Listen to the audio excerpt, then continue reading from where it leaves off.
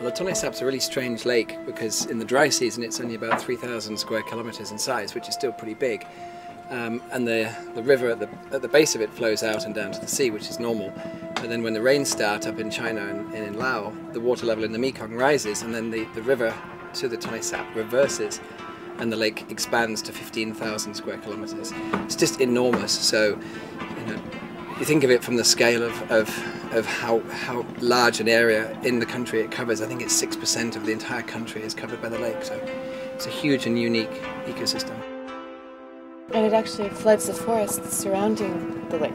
Yeah, the flooded forests are unique because it's a strange situation to have forest upon which fish depend, but when the water levels rise, many of the fish come down the Mekong, they come up the river into the lake, and then they breed in the flooded forest, and then they feed in the flooded forests, and then people here rely on the fish. And then the water birds and the otters and the fishing cats and the turtles, they also rely on the fish. But the more forest that is cleared, the fewer remaining habitats for the fish to breed in. So they have estimated that 1 hectare of flooded forest can provide about 300 kilos of fish. You have that cut down and it provides maybe 50 kilos of fish. And then people here have food security issues. What would be the consequences of the proposed dams on the Tonle Sap? I think one of the major issues that is facing the Tonle Sap, not just climate change, but is the dams on the Mekong main stem, and also the dams in the tributaries.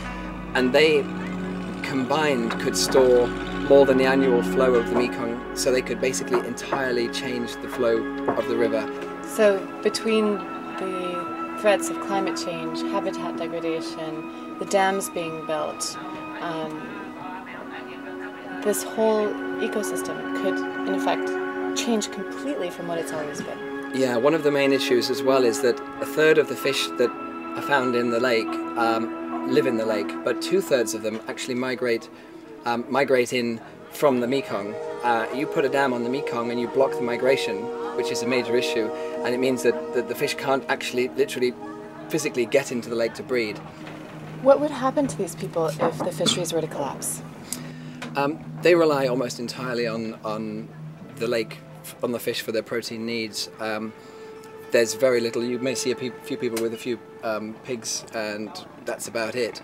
But if the fishery is lost, then you would have immediate food security issues and a famine for the 3 million people in the floodplain. But the remaining people in Cambodia also rely on the fisheries. I mean, Cambodia has the highest per capita catch rate of any country in the world, and it's not a very big country, but it's the 4th highest in the world in terms of inland fisheries catch rate. It's way higher than the combined United States and Canadian inland fisheries. So Cambodia entirely relies on its freshwater fish, and if that becomes unsustainably degraded, you have a nation in famine.